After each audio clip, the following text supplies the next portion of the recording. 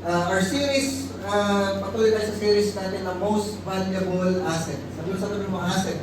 Asset. No? And ang subtitle natin, Care Genuinely. No? So pag pinag-usapan natin yung asset, ano ibig sabihin ng asset? Useful or valuable thing, person, or quality. So, ibig sabihin, meron kang bagay or yung sarili mo or meron kang quality na useful. Ano sabi mo? Useful. No? So, yung importante siya, meron siyang pakinabang, useful or valuable. So, hindi na siya useful, may value siya. Ano? So, may value, importante. No? So, nabanggit din natin last Sunday, people are our most valuable asset. So, ano pinaka-importanting asset? People. No? So, hindi yung property, hindi yung mga pera natin, hindi investments, hindi yung mga possessions na meron tayo. Ang pinaka-importante na asset na meron tayo, people. Yung mga family natin, loved ones natin, mga ibang mga tao. No? So, sa church, meron tayong dalawang ministry. Ilang ministry? Dalawa lang. Ito lang yung pinaka-importante ministry natin sa church or sa buhay natin. God and people. Kasi sabi ng Bible, ano ba yung pinaka-importante commandment? Sabi ni Jesus, love God with all your heart, with all your soul, with all your strength, with all your mind. So, ang unang ministry natin, loving God. Si God. Tapos yung pangalawa daw, the second aspect is, sabi ni Jesus, love your neighbor as yourself. So, yung pangalawang, importante ministry natin, una, loving God. Ano yung una? Loving God. Pangalawa, loving people. So, ito yung ministry na dapat natin ginagalawan sa buhay natin sa church. Loving God, loving people. So, ang first ministry natin, loving God. Si Lord. You spend time with God, you worship God, we obey God. Yung purpose ni Lord, ginagawa natin. Yun ang ministry natin sa Lord. Pangalawang ministry natin, tao. So, sila yung mga tao, syempre, yung partner natin, asawa natin, family, mga anak, tapos church, and then yung mga iba pa mga tao. So, ilan yung umiikot natin. Yung pa mga ministries, yung ministry ng pagluluto, ministry ng pagkanta, pagtugtog, functions lang yun. Hindi ka, pagtutugtog ka, bago ka tumugtog, kailangan nag-aalaga ka ng tao. Kasi naman pag-aalaga natin. So, punta tayo sa Psalm chapter 23. So, ano yung most valuable asset? People. So, last series natin, we talk about vision. Ngayong series naman, we will be talking about people. Psalm chapter 23, sabi niyan, the Lord is my shepherd, I shall not want. He makes me lie down in green pastures. He leads me beside still waters. He restores my soul. He leads me in paths of righteousness for His name's sake. Even though I walk through the valley of the shadow of death, I will fear no evil, for you are with me. Your rod and your staff, they comfort me. You prepare a table before me in the presence of my enemies. You anoint my head with oil, my cup overflows. So next verse, sabay-sabay tayo. 1, 2, 3, go. All the days of my life, I shall dwell in the house of the Lord forever. Yan. So, ang title na ating series title natin this morning ay Shepherds. So, di ba sabi mo, Shepherds? Shepherds. So, mayroon mga shepherds na binigay si Lord sa buhay natin. At patuloy na nagbibigay si Lord ng shepherd. Kailangan natin maintindihan, sino ba itong mga shepherd na to? Anong ginagawa na itong mga shepherd na to sa buhay natin? So, unang shepherd, sabi doon, the Lord is our shepherd. Sino yung una nating shepherd? Si Lord. Si Lord, sabi doon sa Psalm 23, the Lord is my shepherd. The Lord is our shepherd. So si Lord, hindi lang siya, kapag-usapan natin, ano ibig sabihin ng Lord? Siya yung owner, siya yung king, title siya na tinatawag dun sa hari. So si God, hindi lang siya hari, hindi lang siya Lord, hindi lang siya master, hindi lang siya owner natin, shepherd natin siya. So si David yung sumulat nitong Psalm 23. So, si David kasi shepherd din siya. No, nag-aalaga siya ng mga tupa. Sa biblical times, sa Israel, isa sa mga occupation nila, shepherd. Nag-aalaga ng tupa. Nag-aalaga ng hayop. Ano? Nag-aalaga ng sheep. Kaya siya shepherd kasi sheep yung inaalagaan. So, paintindihan ni David, kasi siya mismo shepherd, ginagawa niya yung pagiging shepherd, nag-aalaga siya ng sheep, naintindihan niya, nakilala niya, nagkaroon siya ng revelation na si God, si Lord, shepherd niya. Ano? At doon sa Psalm 23, in-explain niya paano naging shepherd si Lord, ano yung ginagawa ni Lord bilang shepherd sa kanyang buhay. Una, so sino yung unang shepherd natin? Si Lord. No? So ano yung ginagawa daw ni Jesus sa buhay ni David? Ano yung ginagawa ni Jesus sa buhay natin? Ito applicable din hanggang sa atin. Na si Lord, kailangan natin maintindihan, si Lord shepherd natin. Ano? Inaalagaan tayo ni Lord. Kung paano yung shepherd nag-aalaga ng tupa, tayo inaalagaan tayo ni Lord. Tayo yung tupa ni Lord. Naalala niyo, di ba? Nabanggit din naman natin ang pinag-aralan natin sa John, yung 7 I am ni Jesus. Dalawa doon, sabi niya, I am the gate of the sheep. Tapos yung isa, I am the good shepherd. No? So yung sinasabi ni Jesus, nagpakilala siya sa mga tao na I am the good shepherd. Sinasabi niya doon sa mga tao, ako yung sinasabi sa Psalm 23. No? So paano na-explain ni David na yung pagiging shepherd niya, ni God, sa buhay natin? So una, sabi ni David, I shall not want. The Lord is my shepherd, I shall not want. Ibig sabihin, wala na akong kakailanganin. Hindi ako magkukulang. Lahat ng kailangan ko, mayroon. Sabi sa lago, meron. Diba? Binibigay ng shepherd. Lahat ng kailangan natin, binibigay ng shepherd. Sabi niya, He makes me lie down in green pastures. So ang shepherd, dinadala niya yung kanyang sheep, hindi niya dadalhin yung kanyang sheep doon sa lugar na tuyo. Hindi niya dadalhin yung sheep doon sa lugar na magugutong, mamamatay, maguuhaw yung mga sheep. Sabi diyan, dinadala doon sa green pastures. Sabi green pastures, yung lugar na maraming damo. Kaya green. Yung lugar na maraming damo, yung damo, yun yung pagkain ng mga sheep. So, ang gagawin ng sheep, bilang mabuting shepherd, hindi mo dadalhin sa desierto yung mga alaga mo, hindi mo dadalhin sa tuyo lugar ng mga alaga mo. Dinadala ng shepherd yung kanyang mga alaga doon sa green, sa maberde na lugar na maraming kakainin yung mga sheep. Kahit 100 sila, kahit 200 sila, kahit 300 sila, hindi sila maubusan. Lahat sila makakakain. Ganun ka-green. Ano? So, sabi ni David sa Psalm, He makes me lie down in green pastures. Dinadala ako ng sheep doon sa green pastures, meron ako mga kakainin. Kaya sabi niya, I shall not want. Kasi may kakainin ako. Tapos, hindi lang ako may kakainin, makakahiga ako doon. Kasi makakapahinga ako doon. Hindi ako kailangan magpagod. Hindi ako kailangan magpuyat. Hindi ako kailangan mag-OT ng mag-OT para lang may makain ako. Kasi si Lord, siya yung magpo-provide sa akin. Dadalhin niya ako doon sa lugar na mag-green, mag-verde, tapos pahihigain niya ako doon. Pagpapahingahin niya ako doon. Nakuha niya yung ginagawa ng Lord. Ano? So, naintindihan ni David, ganoon si Lord bilang shepherd. Hindi ko kailangan, wala akong kakailanganin kasi lahat ng kailangan ko ibibigay ng Lord, ipoprovide ng Lord, tapos mapapahinga ako. Yung may kinain ako pero hindi ako napagod. Nakapano niya? Pero syempre napapagod tayo kasi nag-work tayo. Pero alam natin, yung work na meron tayo galing sa Lord. Nakapano natin? Tapos, yung meron tayo, yung binigay sa atin ng Lord, sakto. Hindi mo kailangan, hindi siya kulang na kailangan mo magdalawang trabaho, kailangan mo mag-OT, kasi nagpo-provide sa Lord. Sabi sa Lord, nagpo-provide sa Lord. So, unang ibig sabihin ng pagiging shepherd ng Panginoon is provision. Ano?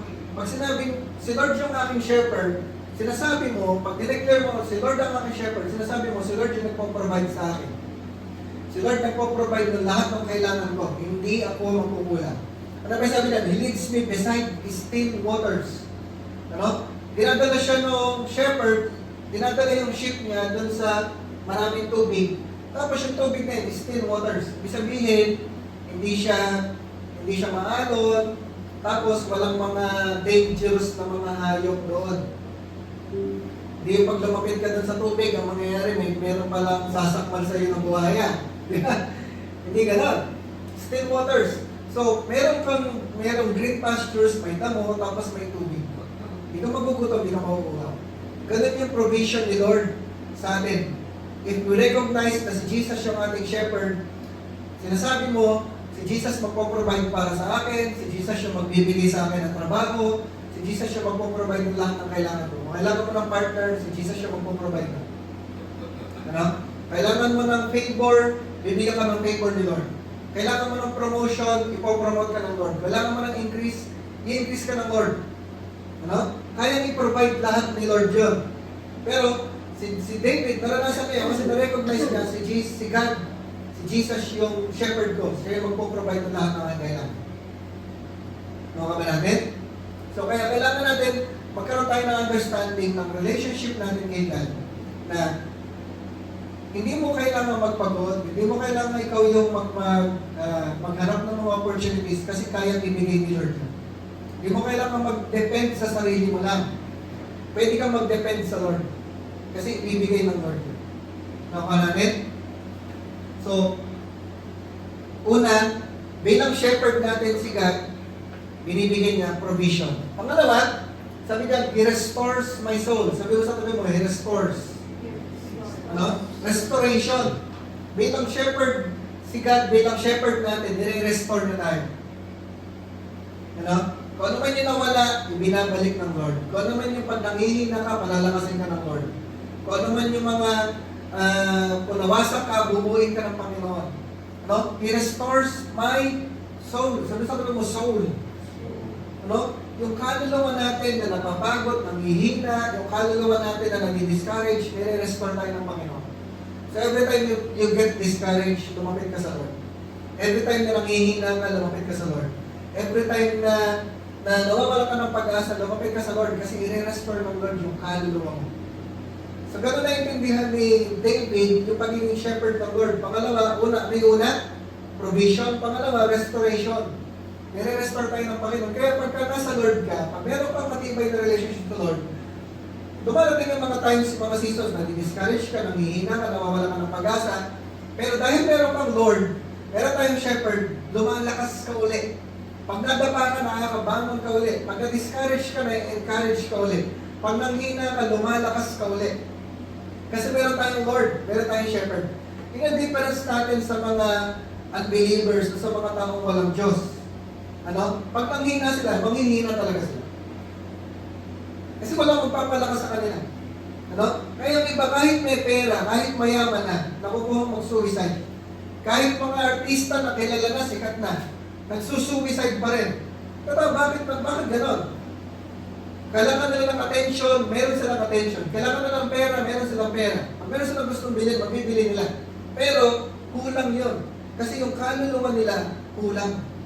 May hinahanap yung kaluluwa nila na hindi kayang ibigay ng pera, hindi kayang ibigay ng ibang tao.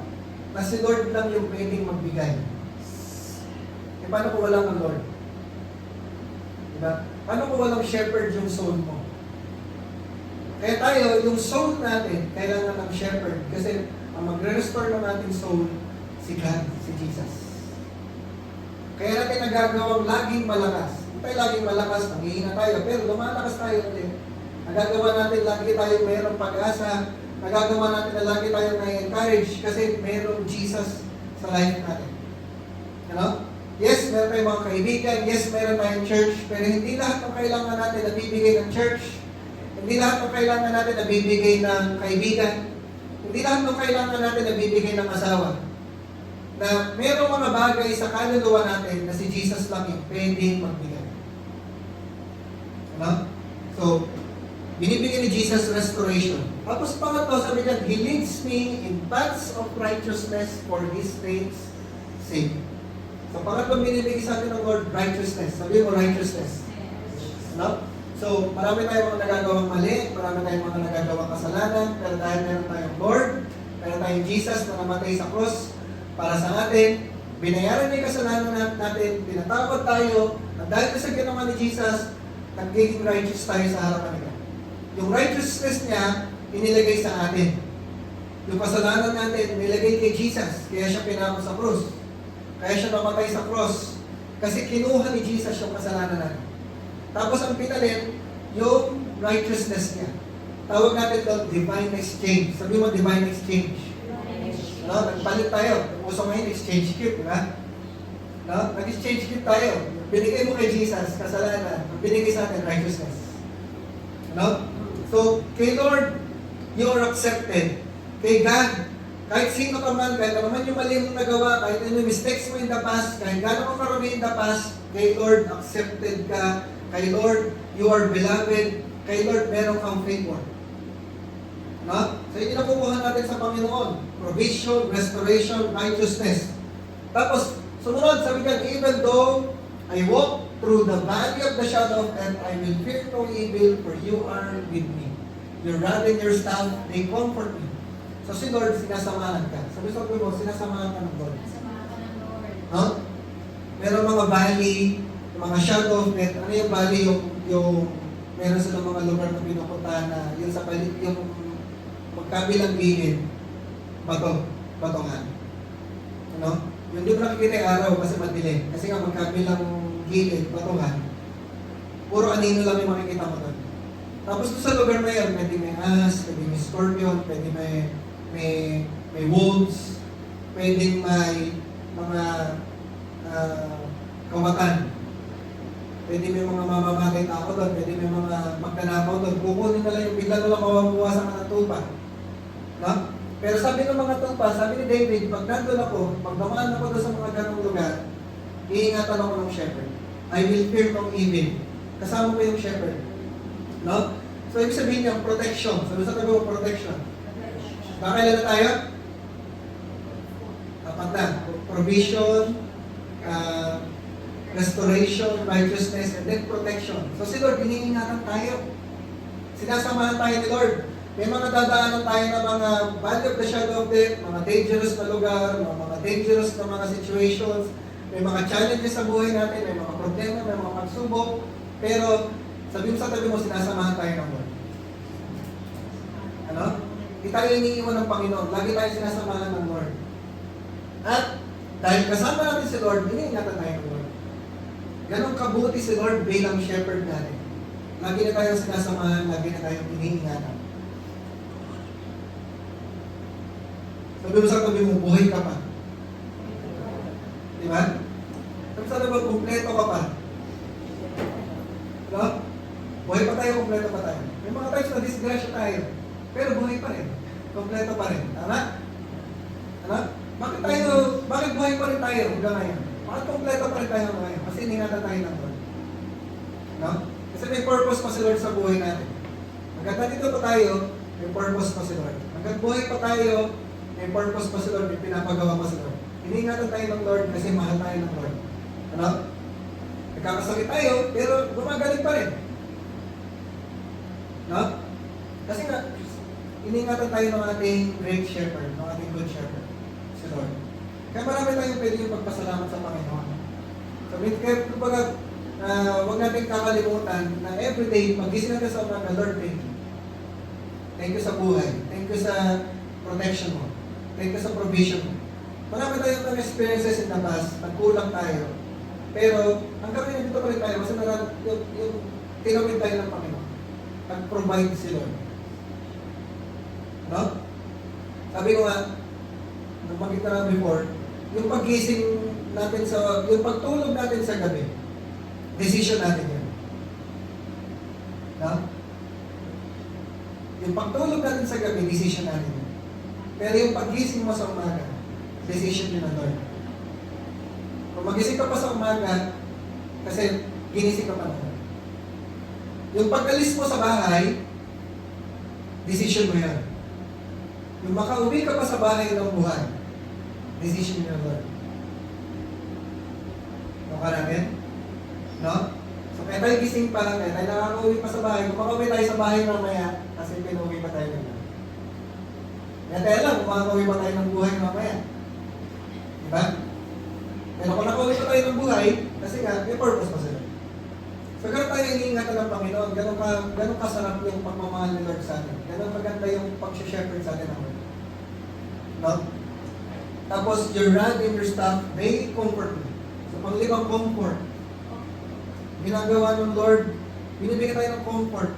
Marami talagang mga times yung may mga na-experience tayo na hindi maganda, may tayo mga na-experience na nakakalungkot, nakakaiyak, gusto mo lang sumuko, gusto mo lang pumigay. So, iyak mo lang sa Lord. Sabi mo, iyak mo lang sa Lord. Marami na tayo mga times, marami na rin ako mga times, nakikita nila ako nakangiti, nakikita nila ako masaya. Pero marami na rin mga times na umiyak ako sa Lord. Kasi, yung hindi mo na alam yung gagawin mo sa situation, tapos yung mga tao, hindi naman lahat pwede mo sabihin sa ibang tao yung mga nararamdaman mo, yung mga na-experience mo. Tama ba? Pero kung gusto sabihin, pero hindi naman lahat nandyan. Hindi naman laging nandyan. Minsan busy sila. Minsan may sarili din sila pinagdadaanan. Tapos hindi naman lahat ng tao pwede mo sabihin kung pinagdadaanan mo. Talagang pwede mo nang lapitan si Lord. Iiyak mo lang talaga sa Lord. Maiiyak ka na lang talaga. Eh paano kung walang Lord? Maiiyak ka na lang. Kasi tapos, di mo alam kung may nakikinig ka sa iniiyak. Pero si Lord, ano man yung iyak mo, pinapakinggan ng Lord, sinasamahan ka ng Lord. Tapos, kinocomfort ka ng Lord. No? Kinocomfort tayo ng Panginoon. Sunod, kabigan. You prepare a table before me in the presence of my enemies. No? Ganun ka mabait si Lord. Pinoprotekta niya. Tapos, sa harap ng mga kaaway mo, pinapakain ka. Makita mo yan? Parang ibig sabihin na may mga wolves sa paligid, pero kumakain ka pa rin. May mga bears sa paligid, may mga crocodile sa paligid, pero nakakakain ka pa rin. Kasi iniingatan ka, pinoprotect ka ng shepherd. So, even sa panahon ng mga challenges, sa panahon ng mga problems, sinasamahan tayo ng Lord. Sa panahon ng mga troubles, pinapakain ka pa rin tayo ng Panginoon. Kumakain pa rin tayo. Tapos, you anoint my head with oil, my cup overflows. No? Sabi sa tuloy mo, anointing. So, nakala na tayo. Provision, restoration, righteousness, protection, comfort, and then anointing, panganin. So, may anointing. Sabi sa tuloy mo, anointing. Diba? Ine-empower tayo ng Lord para magawa natin yung gusto niya gawin. Pero sa literal na ibig sabihin niya, kasi yung mga shepherd, ilalagyan talaga ng langis sa ulo, sa mukha, yung mga sheep. Para saan yun? Para hindi sila puntahan ng mga insekto. Para hindi sila guluhin ng mga insekto. Kasi pag walang oil, pupuntahan sila ng insekto, papasok sa ilong, papasok sa bibig, pwede sila magkasakit. Kaya nilalagay ng langis sa ulo, yung mga sheep. No? So, ganun yung ginagawa. Protection pa rin yun. Pero sa atin, yung sabihin ng anointing, empowerment. Ina-empower tayo ng Lord para magawa natin yung pwede natin gawin, yung kailangan natin gawin. No? So, ganun kabuti si Lord. Nakailan tayo, 6. Ano bilang shepherd, ang daming ginagawa sa atin ng Lord. So, from the verse, surely goodness and mercy shall follow me all the days of my life, and I shall dwell in the house of the Lord forever. So, sumunod, goodness. Sabi sa atin, goodness. Tapos, mercy. No? So, provision, restoration, righteousness, protection, comfort, anointing, then goodness, mercy. Wala na. And then, pang-siyam, presence. So, doon pa lang sa 6 na verses na yan, ang dami na ito natutunan sa pagiging shepherd ng Lord sa buhay natin. Sabi diyan, goodness and mercy shall follow me. Hahabulin ka ng goodness and mercy. Ano? Ibig sabihin, hindi mo kailangan ikaw yung humabol. Hindi mo kailangan ikaw yung humana. Hindi mo kailangan magmakaawa. Ano? Kasi yung goodness, yung mercy ng Lord, siya yung hahabol sa'yo. Basta dineclare mo at in-acknowledge mo si Jesus ang aking shepherd. I-recognize mo, kaya everyday sasabihin mo sa Lord, Lord, ikaw po yung shepherd ko. Pag-isip mo sa umaga when you pray, sabihin mo sa Lord, Lord, thank you, ikaw yung shepherd. Sige, sabihin mo nga, Lord, thank you, ikaw ang shepherd ko. No? At pag shepherd mo si Lord, yung goodness niya, yung mercy niya, yun ang hahabol sa'yo. No? So, lagi kang hinahabol ng Lord, lagi kang papakita sa iyo kung gaano siya kabuti, gaano siya kabait. No? Ibig sabihin ng mabuti, ibig sabihin ng goodness ng Lord, ibig sabihin nun, iniisip lagi ng Lord yung best para sa iyo. Ibibigay lagi ng Lord yung best para sa iyo. Sabi sa tabi mo, best. Yes. Ano? Kung sa tingin mo yung meron ka ngayon, hindi pa yun yung best, maniwala ka, merong ibibigay si Lord na best, na mas maganda. Ano? At yung best na yon, sabi sa tabi mo, hahabulin ka. Hahabulin ka. Ano? Huwag ka masyadong magmatulin. Diba? Huwag ka masyadong matulin, pag-alam mo lang, diba? Huwag tayo masyadong magmadali, huwag tayo masyadong mainit, kasi para mahabol tayo. Tama niya? Diba? So, minsan kasi naiinip tayo, minsan nagmamadali tayo, pagka naiinip tayo gumagawa ng paraan, nag-i-effort tayo mag-isa, ganda na lang, andyan lang pala, paparating na yung ibibigay sa atin ng Lord. Hinahabol tayo. Pero ang ibig sabihin talaga niya, diba, huwag natin maghintay, marunong tayong magtiwala sa Lord, marunong tayong maghintay sa Lord, kasi nga, ibibigay naman niya ika proper time yung kailangan natin. Mararanasan natin gano'ng magaling si Lord, gano'ng kabait si Lord, gano'ng kabuti si Lord sa buhay natin. So sabi ko nga, lahat ng kailangan natin, ibibigay ng Lord. Sabi mo lahat. Lahat. No? Kailangan. Hindi yung gusto. Na-explain ko na sa inyo yung before. Hindi gusto. Pwedeng gusto natin everyday Jollibee, everyday McDonald's, everyday steak. Pero gusto lang natin yun, hindi yun yung kailangan natin. Kailangan natin gulay, kailangan natin yung masustansyang pagkain, di ba? Yung makakakain ka lang 3 times a day, okay na yun. Naman yun? So lahat ng kailangan natin, ibibigay ng Lord. Kailangan mong gumaling, kailangan mo na kumikita. Kung ano na yung kailangan, ibibigay ng Lord. So pag kailangan mo na ng asawa, ibibigay ng Lord. Pag kailangan mo na ng sasakyan, ibibigay ng Lord ng 4 wheels na aircon. Pag kailangan mo na. Okay natin? Pag hindi mo pa kailangan, hindi pa bibigay. Tapos wala ka pa naman garahe. Diba? Hindi ka magkakaroon ng sasakyan kasi wala kang garahe. Kailangan mo na meron kang garahe. Tapos, kailangan mo din lisensya. Diba? So, kung ano yung kailangan natin, ibibigay ng Lord. Yung goodness niya, yung mercy niya, mararanasan natin. And then, panghuli, ang pinaka-importante sa lahat. Sabi sa akin yung pinaka-importante? Yung presence ng Lord. Sabi niya, I shall dwell in the house of the Lord forever. Titira ako dun sa presence ng Lord. Kasi nga yung shepherd, sinasamahan niya yung sheep niya. So si Lord, gusto niyang ibigay sa atin yung kanyang presence. Gusto niyang iparanas sa atin yung kanyang presence. Yung pag nag-pray ka, pag sumamba ka sa Lord, mararamdaman mo si Lord para katabi mo na. Yung pag kinausap ka ng Lord, narinig mo kinakausap ka niya para nasa tabi mo lang. Pwede mo ma-experience yun. Pwede mong hingin sa Lord yun. Lord, gusto ko pong maranasan yung presence mo. Gusto ko marinig yung boses mo. Ano? Yung pagka kailangan mo ng yakap, mararanasan mo yung yakap ng Lord. Na talagang parang nararamdaman mo na may yumayakap talaga sa'yo. Pwede ipa-experience sa iyo ng Lord. Ano? Ganon kagaling si Lord, ganon kabait si Lord, ganon tayo kamahal ng Lord bilang shepherd natin. Amen ba? So, everyday, we thank God. Magpasalamat tayo sa Panginoon. Lord, you are my shepherd. Thank you po sa inyong goodness. Thank you po sa inyong mercy. Thank you po sa anointing. Thank you, Lord, sa comfort. Thank you po sa protection. Thank you po sa provision mo. Thank you, Lord, nire-restore mo ako. Thank you, Lord, sa righteousness. So, marami tayong pwedeng ipagpasalamat sa Lord. At huwag natin kakalimutan yung mga dapat natin ipagpasalamat sa Panginoon. Ano? Hindi tayo, may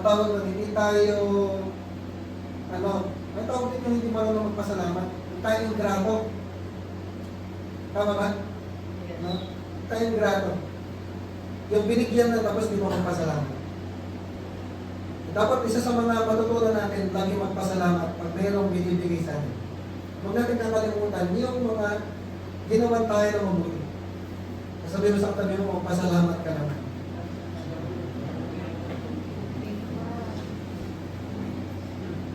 So sabi dito, the closer we are to the shepherd, the safer we are from the wolves. The closer we are to the shepherd, the safer we are to the wolves. So nakita natin si Lord. Sino ang ating unang shepherd? Si Lord. So si Lord yung ating shepherd. So pinaparanas niya yung provision, yung protection, yung mercy niya, yung goodness niya. Pero sabi diyan, the closer we are to the shepherd, the safer we are. Kailangan dumikit ka sa shepherd. Sabi sa tabi mo, dumikit ka sa shepherd. As a shepherd. Ha? Huwag kang lalayo sa shepherd. Sabi sa tabi mo, huwag kang lalayo. Malayo. Kasi hindi mo mararanasan yung pagiging shepherd ni Lord pag lagi kang layo ng layo. Ano? Kaya sabi ni Jesus, come to me. Sabi sa tabi mo, come to me. Kaya sabi ni Jesus, come to me all who you labor and are heavy laden and I will give you rest. Sabi ng Lord, lumapit kayo sa akin, huwag kayong lalayo. Diba? Naalala niyo yung kwento ko? Diba? Sabi nung barbero, hindi ako naniniwala sa Diyos. Sabi ng magugupit, hindi ako naniniwala sa Diyos. Magkausap sila ng ginugupitan. Bakit alam ba ako naniniwala sa Diyos? Sabi ng ginugupitan, bakit ka naniniwala sa Diyos? Eh kasi kung mayroong Diyos, wala sanang gera, wala sanang mahirap, walang naghihirap, walang malungkot. Sabi ng barbero, kaya daw naniniwala sa Diyos. Sabi ng ginugupitan, alam mo daw naniniwala sa barbero. Sabi ng barbero, ba't ka naniniwala sa ito nga ako, nagugupit niya ako sa'yo. Eh kasi kung may totoong barbero, di sana walang mahaba ang buhok. Sana walang pangit. Diba? Sabi ng barbero, pwede ka naman silang gupitan kung pupunta sila rito. Diba? Sabi ng magugupit, ganun din si Lord. Walang naghihirap, walang malungkot, walang nag-aaway kung lalapit sila sa Lord. So tayo minsan, kaya natin naranasan yung malungkot tayo, naghihirap tayo, parang lagi tayong balisa, parang laging mayroong humahabol sa atin na kung sino man, parang lagi tayong takot. Kasi nga, hindi tayo lumalapit sa Lord. So gusto ng Lord, lumapit tayo sa Kanya. Gusto mo ng protection, gusto mo ng provision, gusto mo ng goodness, ng mercy ng Lord, gusto mo yung presence ng Lord, lumapit ka sa Lord. Sabi sa Lord, lumapit ka. Huwag tayo lalayo. Ano? Kaya gusto natin, kailangan tinuturo natin sa inyo, kailangan everyday you pray. Everyday you read the Bible. Every Sunday you go to church. Huwag tayo lalayo. Kasi, if you're not available, paano mo mararanasan yung pagiging shepherd mo? Palagi ka lumalayo sa Lord, paano mo mararanasan yung protection niya? Palagi ka lumalayo sa Lord, gusto ko nga niyang dalhin mo sa green pasture, gusto ka niyang dalhin sa lugar na may tubig, gusto ko niyang pagpahinahin. Kailan kung lumalayo malagi sa Lord? No? So sabi mo lang sa tabi mo, huwag kang lalayo. No? Si Lord, hindi nagkukulang. Si Lord, hindi tayo, kailan pa hindi nagkukulang si Lord? Ang problema lang, hindi tayo namalang. No? Hindi nagkukulang si Lord, ang problema lang, hindi tayo humihingi ng tulong sa Kanya. Si Lord laging available. Ang problema lang, tayo yung hindi available. Si Lord never naging busy para sa atin. Ang problema lang, tayo yung laging busy para sa Lord. No? So, sino yung unang nating shepherd? Si Lord. So, the Lord is my shepherd. Pangalawa, sabi diyan, we are God's co-shepherds. Sabi mo sa tabi mo, shepherd ka din.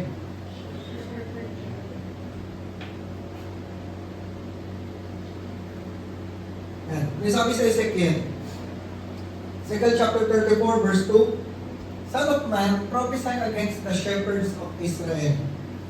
Ano? Pinapakita ng Panginoon, bilang shepherd, pinaparamdam ni God kay Prophet Ezekiel tsaka sa Israel yung heart niya. Ano? Ano yung heart ng Lord? Ano yung sinasabi dyan ng Lord? Sabi niya, prophesy against the shepherds of Israel, prophesy and say to them. Minsan yung prophecy ng Lord, madalas yung prophecy ng Lord, nagsasabi siya ng magandang future. Nagsasabi siya ng mga promises niya. Ano? Pero itong prophecy na to, sabi niya, against the shepherds. yung prophecy na to, warning, judgment. So, minsan may mga prophecy si Lord na hindi lang promises, hindi lang magandang future. Minsan yung promise ng Lord, ay yung prophecy ng Lord, judgment, warning. Bakit siya nagsabi nun? Sabi ba, bakit?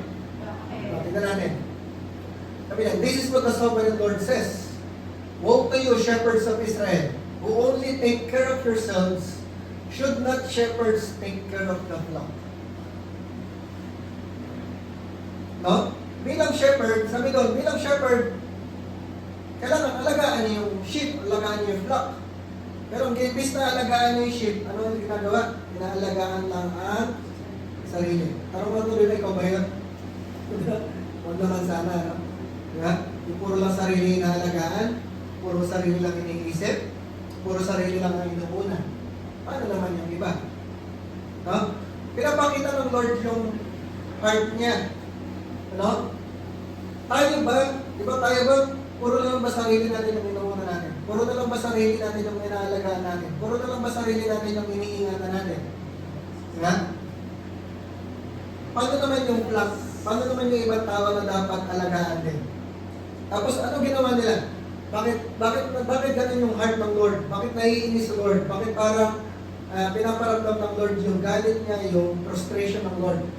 Ano? You eat the curds, clothe yourselves with the wool, and slaughter the choice animals, but you do not take care of the flock.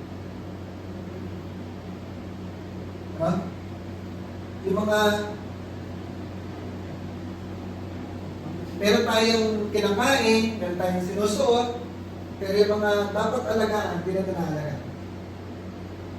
No? Kasi nga, sabi ng Lord, co-shepherd tayo. Hindi lang siya yung shepherd. So nakita natin, si Lord shepherd, si Lord nag-iingat, si Lord nagpo-protect, ano? Si Lord nagpo-provide.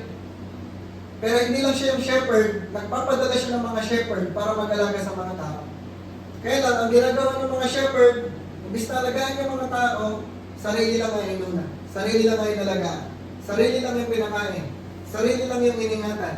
Sarili lang yung binihisan. Ano? Sabi sa lagot mo, hindi ikaw yun. Ano pag ginawa nila? Sabi niya, you have not strengthened the weak, or healed the sick, or bound up the injured. You have not brought back the strays, or searched for the lost. You have ruled them harshly and brutally. Ano? Nalulungkot si Lord, naiinis si Lord, nagagalit si Lord, kasi maraming mga tao nangihina, walang nagpapalakas. Maraming mga tao may sakit, walang nagpapagaling. Sakit physically, sakit emotionally, sakit mentally, sakit spiritually, walang nagpapagaling. Maraming mga tao injured, walang tumutulong sa kanila. Maraming mga tao naliligaw, nawawala, walang humahanap sa kanila. No? Kasi Lord, naiinis. Bakit walang humahanap sa kanila? Bakit walang nagpapagaling sa kanila? Bakit walang nagpapalakas sa kanila? Bakit walang tumutulong dito sa mga sheep? No? Bakit? Kasi nagkanya-kanya na tayo. No? Importante ako, kumakain ako. Ako, mabait ako. Ako, safe ako. Paano naman yung ibang tao? Hindi, bahala sila, kanya-kanya tayo dito. Ganun ba? Ano? Basta ako nag-church ako. Basta ako galala ko si Lord Shepherd ko. Paano yung ibang tao? Kapag natin, kaya ang vision natin, win souls, make disciples, transform nations, empower the next generation. Empower generations. Ang mission natin, love God, love people, manifest God's kingdom. No? Ang ministry natin, loving people. Kailangan ng mga tao ng tulong. Kala mo lang masaya. Kala mo lang nakangiti. Pero deep inside, they are weak, they are sick, they are injured, they are lost, they are strays. Kailangan ng magtutulong sa kanila, kailangan ng hahanap sa kanila, kailangan ng may magpapagaling sa kanila. Tama natin? Ano? Problema, pag nagkanya-kanya tayo, ako na, bahala ko sa sarili ko, di ba? Basta ako, safe ako, basta ako nakakapag-aral ako, basta ako nakakapag-work ako, basta ako nagagawa ko yung gusto ko. Ano? Yung iba sa kanila sila. Mas kailangan muna, ako muna. Ako. Puro lang tayo, ako. Lord, tulungan mo ako. Lord, mag-provide ka sa akin. Lord, ito po kailangan ko. Lord, protektahan mo ako. Lord, palakasin mo ako. Lord, comfort. Puro tayo, ako. Ano, panik na. Yung iba, kailangan din nila ng shepherd. Kailangan din nila makilala si Jesus bilang shepherd ng life nila.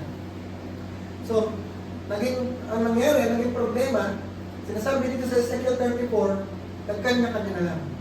Sarili na lang yung hininga. Madaming mga nangihina, madaming may sakit, madaming injured, madaming nawawala, madaming naliligaw, pero walang tumutulong sa kanila.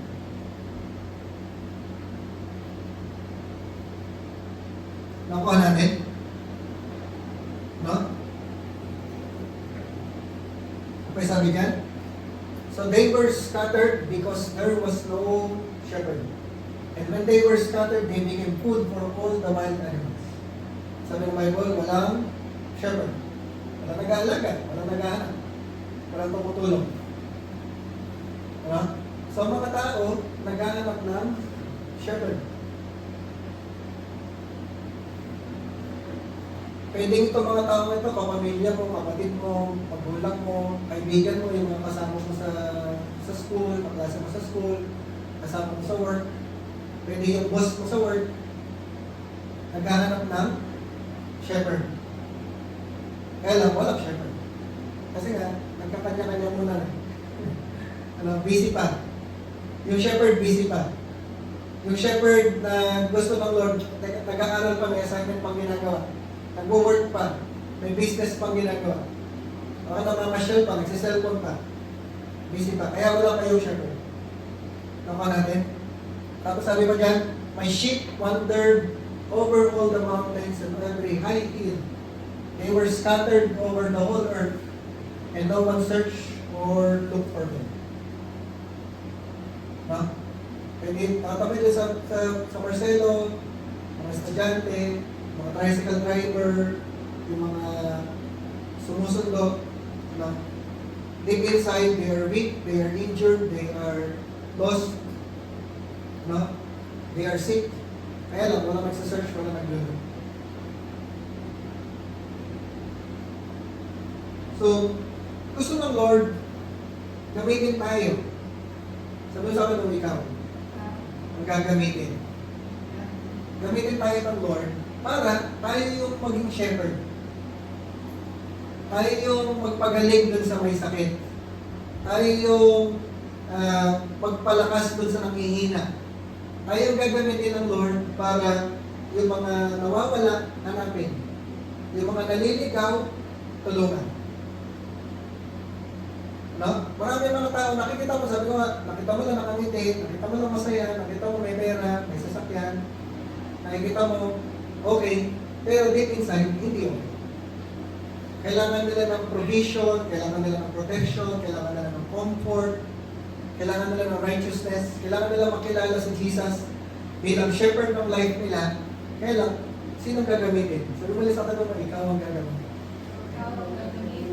No? Ay ang gagamitin ng Lord para sa kanila. Para maging shepherd tayo ng mga tao. Para mag-alaga tayo ng mga tao. Kasi kailangan ng mga tao may mag-aalaga sa kanila. Nakikita mo lang yan, engineer, abogado, doktor, mga professional, pero yung soul nila kailangan ng shepherd. Kailangan may mag-aalaga sa kanila. So tayo yung gusto ng Panginoon. So, hindi natin kayang tulungan lahat, hindi natin kayang rescue lahat, pero meron tayong mga pwedeng tulungan. Natin kayang tulungan yung buong Malolos. Sabihin natin buong Malolos na lang. Natin kayang tulungan buong Marcelo, buong Binis. Hindi natin kayang tulungan lahat. Pero meron tayong pwedeng tulungan. Eh makatulong lang tayo isa-isa. Nabawasan na yung shepherd na scattered. Nabawasan natin yung shepherd, sheep. Yung sheep na scattered, yung sheep na lost, sheep na weak. Isa lang ang matulungan natin, nabawasan natin. Tawa niya? Ang gulo-gulo ng Pilipinas, nag-aaway-aaway mga politiko, laging may baha, laging may lindol, maraming mga sakunang nangyayari.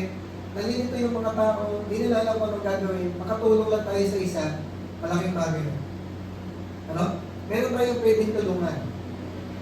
Gusto ng Lord, magamit tayo na tayo yung gamitin ng Lord para matulungan. Una, syempre, family natin. Meron tayong kapatid, kaya magulang natin. Tapos yung mga kasama natin sa work, yung mga naging natin, yung mga friends natin, schoolmates natin, mga batchmates natin.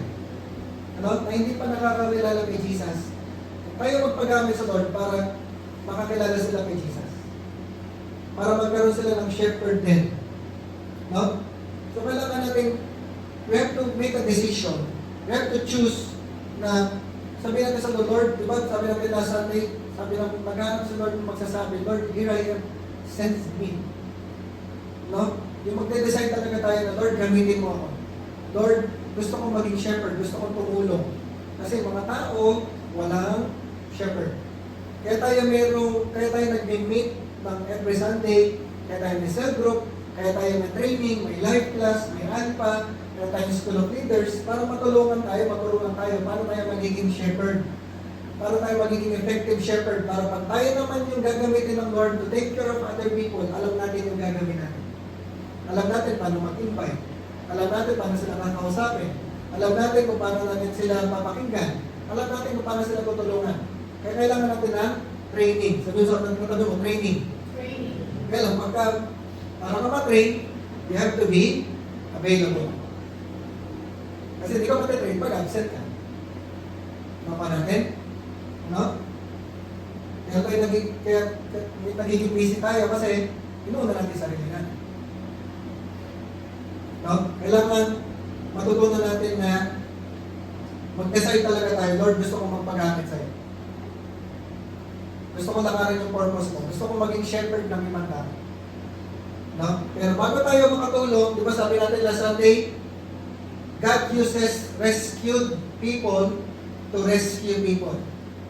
So, para tayo makatulong, para tayo maka-rescue, magpa-rescue tayo. Para tayo makatulong, magpatulong din tayo.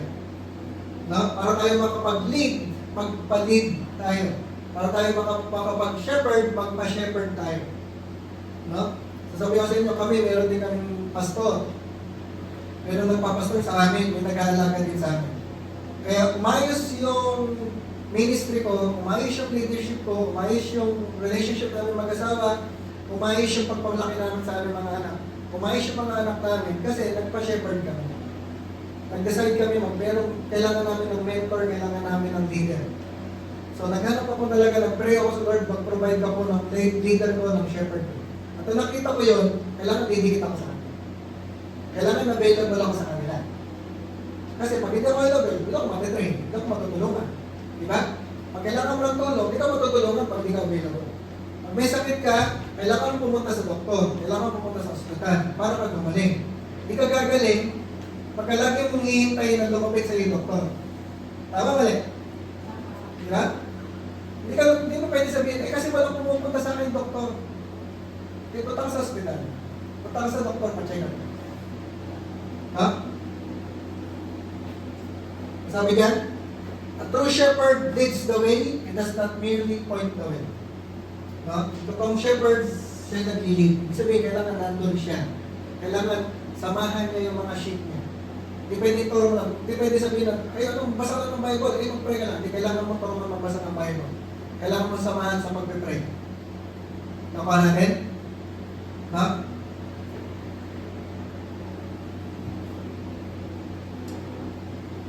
Sulat natin. So, true shepherd leads the way, it does not merely point the way. Panghuling verse natin. So, kaya natin tinitle na shepherds. Una, si Lord yung ating shepherd. Pangalawa, shepherd din tayo. Sabi ba mo, shepherd ka din? Shepherd ka din. No? Panghuling verse, John chapter 10, verse 11. Sabi ni Jesus, I am the good shepherd. The good shepherd lays down his life for the sheep. No? So, sino yung good shepherd natin? Si Jesus, si Lord. Paano daw siya naging good shepherd? He lays down his life for the sheep. So, pinakita ni Jesus yung pagiging good shepherd natin. Ultimately, yung pagpapakita ni Lord ng pagiging good shepherd niya, namatay siya sa cross. No? Binigay niya yung buhay niya para sa atin. Bisa tayo yung mamatay, siya namatay. Bisa tayo yung magbayad ng kasalanan natin, siya nagbayad ng kasalanan natin. Bisa tayo yung pumunta sa impyerno, siya pumunta sa impyerno. Ano? Bisa tayo yung maghirap, siya maghirap. Bisa tayo yung magkasakit, siya nagkasakit. So, siya yung nag-lay down ng kanyang life para sa atin. Ganun niya pinaramdam yung pagiging good shepherd niya sa atin. Ngayon, dito naman tayo sa side natin. Tayo bilang shepherd. Naghahanap si Lord ng shepherd na handang magbuwis ng buhay para sa sheep. Paano ba yan? Naghahanap si Lord ng mga tao na handang magbuwis ng life nila para sa ibang tao. Para dun sa mga ibang tao na weak, na sick, injured, stray, lost.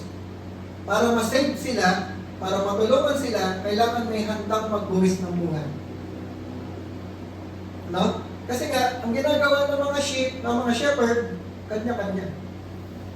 Sarili ko muna yung alagaan ko, sarili ko muna yung ingatan ko, sarili ko muna yung unahin ko, sarili ko muna yung pakainin ko. Kailan natin ibubuwis yung buhay natin para naman sa ibang tao? No? So si Lord naghahanap ng mga taong handang magbuwis ng buhay, ibig sabihin handang magbigay ng kanilang time, ng kanilang resources, kailangan magbibigay ng kanilang pera, magbibigay ng talento nila, ng skills nila, ng talino nila, magsasakripisyo para sa ibang tao, para sa church, para sa mga disciples, para sa bansa, para sa malolos, para sa next generation. Ano? So mga tao sa paligid natin, mga nakakasalamuhan natin everyday, mga kasama natin sa bahay, mga kasama natin sa school, sa work. Itong mga tao ito, naghahanap ng totoong shepherd. No? Siyempre, hindi nila sasabihin yan, hindi nila aminin yan. Pero deep inside, alam ng Lord, yung condition ng heart nila, na kailangan nila ng totoong shepherd. Yun yung hinahanap nila. Yung mga totoong shepherd. Kaya lang, ano nangyayari? Tayo, sarili natin yung nasusunod. Diba? Ano nangyayari pag sarili nasusunod? Sabi sa akin ba ano? Diba? Ano nangyayari pag sarili nasusunod? Pag sarili nasusunod, ang gagawin natin, uunahin natin sarili natin. Papakainin natin sarili natin, iingatan natin sarili natin, magtatrabaho tayo para sa sarili natin. Kasi nga sarili nasusunod. Pero pagka si Lord na yung nasusunod, pag si Lord na nasusunod sa life natin, uunahin natin yung gusto ng Lord. At ang gusto ng Lord, magbuwis tayo ng buhay para sa iba. Ano? So, yun ang purpose ba tayo may church? Yun ang purpose bakit may Royal Gen? Yun ang purpose kaya tayo nag-meet, kaya tayo may ministry. Ang purpose natin, tumulong sa ibang tao, hanapin yung mga naliligaw, pagalingin yung may sakit, tulungan yung mga nanghihina, palakasin yung mga nanghihina, dalhin sila sa Lord, pakilala sa Lord sa kanila. Tapos yung mga tinulungan natin, pag tinulungan natin sila, darating yung time, sila din yung tutulong sa iba. Yung pinalakas natin, darating yung time, sila din yung magpapalakas sa iba. Yung pinagaling natin, sila din yung magpapagaling sa iba. Kaya tuloy-tuloy yun. Kaya tayo nagka-training, nagla-life class, nag-school of leaders, para yung mga natulungan, yung mga pinalakas, sila rin yung magpapalakasin. So ripple effect yun. Kaya kami nagpapalakas, kaya namin nagagawa yung ginagawa namin ngayon kasi may tumulong sa amin. May nagpalakas sa amin. May nagpagaling sa amin. Ganun din yung gagawin namin sa iba. Tapos kayo na tinutulungan namin, tutulong din sila. No? So kahit patay na kami, pero magtutuloy yung ginagawa natin. Ano? Hindi mag-stop sa amin. Sabi ko, huwag mag-stop sa'yo. No? So true shepherds train more shepherds. True shepherds train more shepherds. No? Hindi yung tinutulungan natin, hindi natin sila pag-aari. Yung sheep, kay God yun. Yung mga sheep, kay God yun. Hindi natin pag-aari yung mga sheep. Hindi porke ikaw yung tumulong, tapos hindi porke ikaw yung nag-alaga, sabi mo, sa akin ka lang. Hindi ganun. Nalagaan kita, tinulungan kita, loyal ka lang sa akin. Hindi ganun. Kasi ang totoong loyalty sa Lord, ang totoong may-ari si Lord, tayo, ginagamit lang tayo. Ano ka natin? Ano? Pero ang point, naghahanap si Lord ng mga shepherds. So tayo, naalagaan tayo ng Lord. Si Lord, shepherd natin. Ingatan tayo ng Panginoon, nagpo-provide si Lord sa atin. Pinapalala sa atin ng Lord yung kanyang goodness, yung kanyang mercy. At pag naranasan mo yung pagiging shepherd ng Lord, gusto ng Lord, iparanas din natin sa iba. Ipakilala din natin yung mga tao kay Jesus para makilala din ng mga tao na shepherd din nila si Jesus. Ano pa natin? Sige, tayo na tayo. No?